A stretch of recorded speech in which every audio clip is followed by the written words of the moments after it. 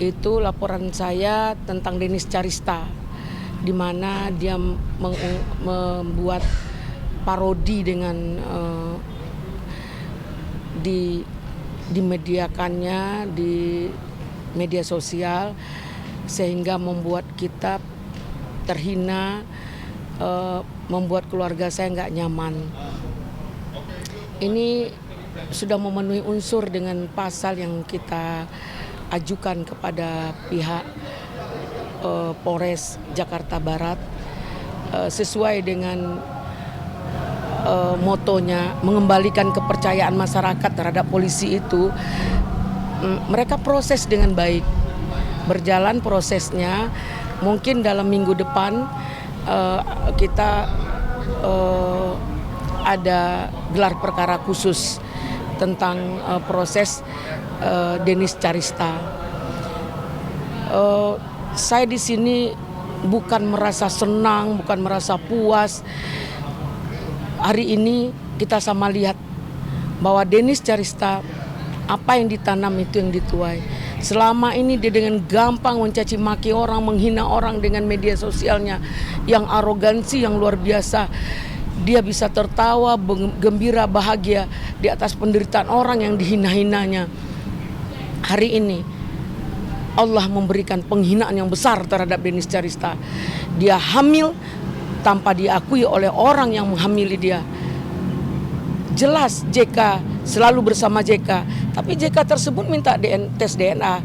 Ini luar biasa. Apa? Ini juga jalan Tuhan untuk hukuman buat dia sadar, dan orang-orang lain. Janganlah kita selalu merendahkan orang, mencari kesalahan orang, menghina orang.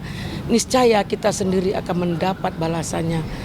Ini salah satu terjawab balasan penderitaan orang yang dihinanya. Akhirnya ibunya sedih kan, larinya ke keluarga kan. Bagaimana perasaan ibunya? Ya, saya seorang ibu tentu merasa seperti apa. Gak mungkin anak kita abaikan atau calon cucu itu kita buang. Ini pertanggungjawaban kita dengan Tuhan. Nah, mau tidak mau kita terima. Bagi saya hari ini, inilah balasan Tuhan terhadap Denis Carista.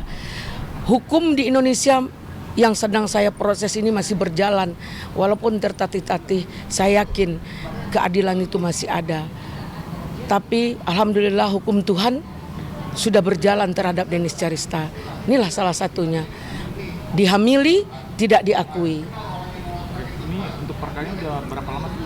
Perkaranya sudah 4 bulan. 4 bulan? Iya. Statusnya terakhir ini? Masih dalam proses untuk naik sidik. Kemudian akan bisa tersangka nggak? Kalau keyakinan saya, insya Allah bisa ditersangkakan karena sudah memenuhi unsur gitu. Iya. Pasal berapa sih? Pasal 32 junto pasal 40 kemarin ya. Sesuai pasal yang sudah ditentukan. 8 tahun penjara dengan denda 2 miliar. Sejauh ini gimana? Artinya tetap mungkin hampir rutin meng-follow up perkara ini agar cepat bisa naik sidik? Iya, saya akan rutin dan serius karena ini bukanlah sebuah cerita untuk balas dendam. Ini merupakan pelajaran bagaimana kita beretika di dalam media sosial, tidak semena-mena, bagaimana efek jera bagi orang-orang yang semena-menanya di media sosial, melakukan melecehkan orang lain, menghina gitu. Ini saya akan mencoba menjadikan ini adalah sebuah contoh. Oke, berarti pasal yang diterapkan sama Denis itu lebih ke penghinaan, pelecehan itu? Iya, memparodi sehingga membuat merubah, terus menghilangkan yang aslinya, merubahnya dia menjulur-julurkan lidah saya dijulur-julurkan gitu. Itu kejadiannya udah lama ya? Udah lama kejadiannya, udah 4 bulan yang lalu.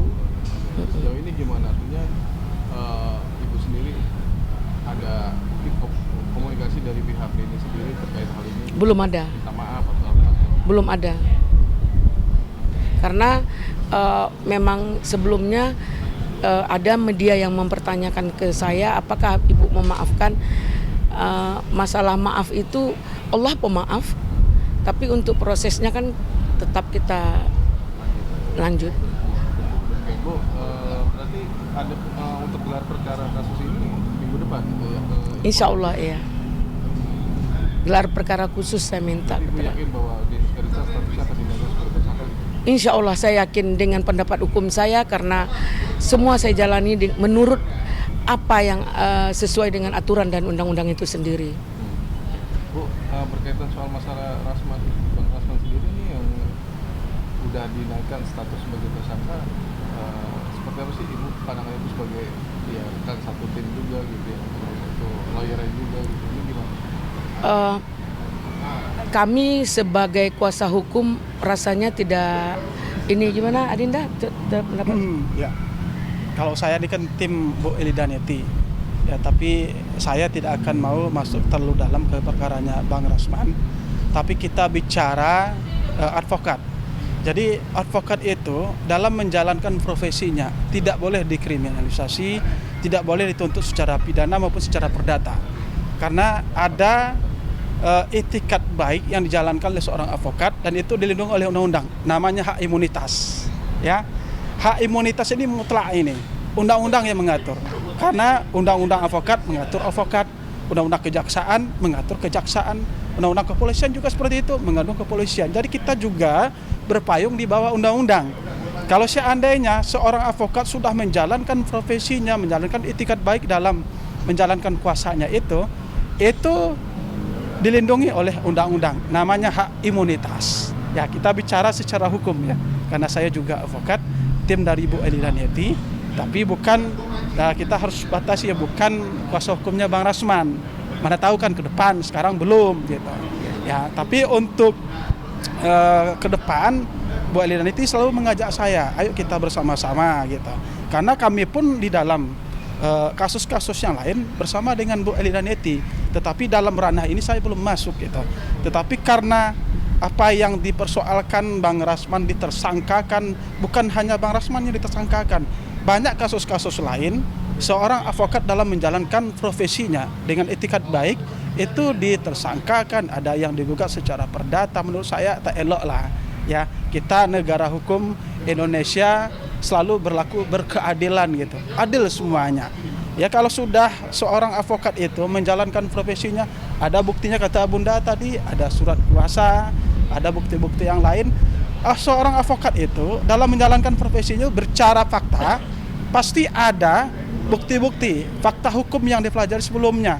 Kalau fakta hukum sudah ada, dia sudah mendapatkan surat kuasa, dia sudah boleh menyampaikan ke publik, sudah boleh menyampaikan pembelaan, ya, bahwasanya ini yang dialami oleh klien saya.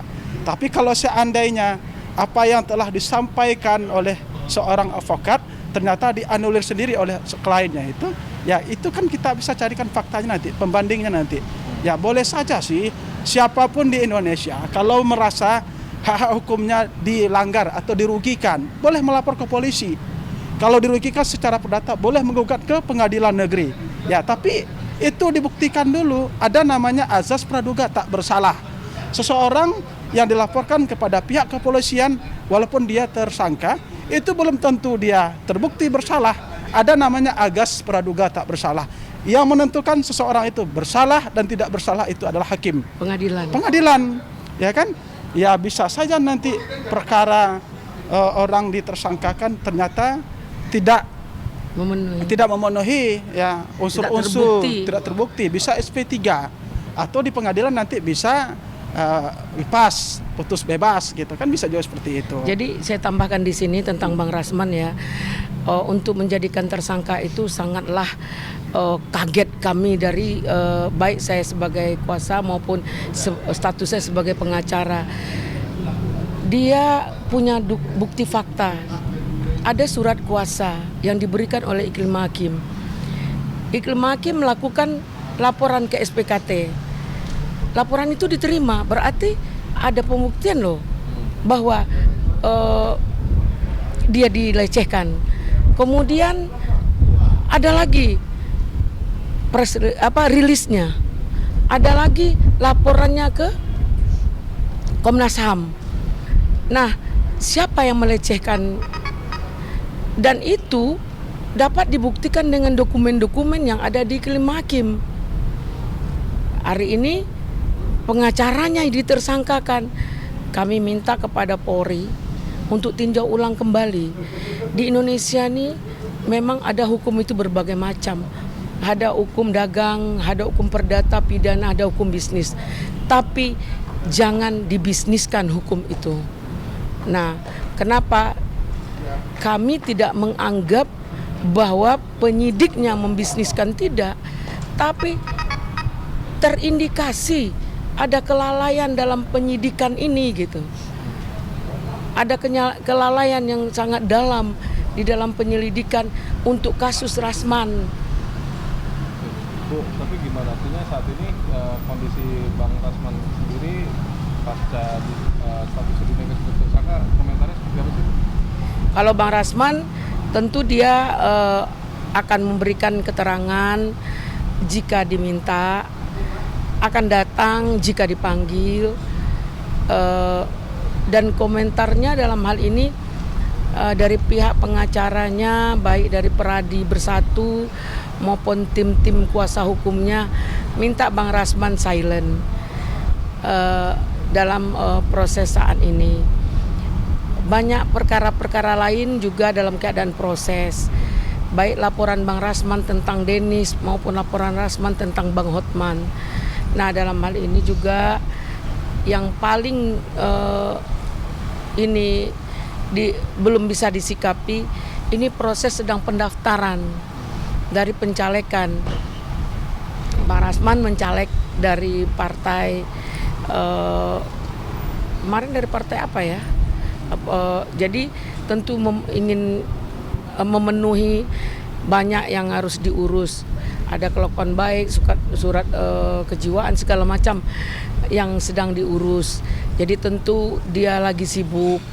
Nah, insya Allah ada waktunya dia akan berbicara. Langkah ke depannya akan seperti apa nih? Bang, dari menyikapi status yang sebagai tersangka, Ibu sendiri sebagai kuasa hukumnya, langkah ke depannya apa sih? Ya, tadi sudah disampaikan oleh rekan kita bahwa segala sesuatu itu ada sebab, ada akibat. Semua dampak hukumnya tentu akan kita jalani sesuai prosedur. Apakah ini nanti kita lanjut atau tidaknya, itu kan masih dalam proses gitu. Jadi tentu kita harus taat azas dan harus kooperatif. Nah, untuk itu saat ini masih dalam proses. Audio Jungle.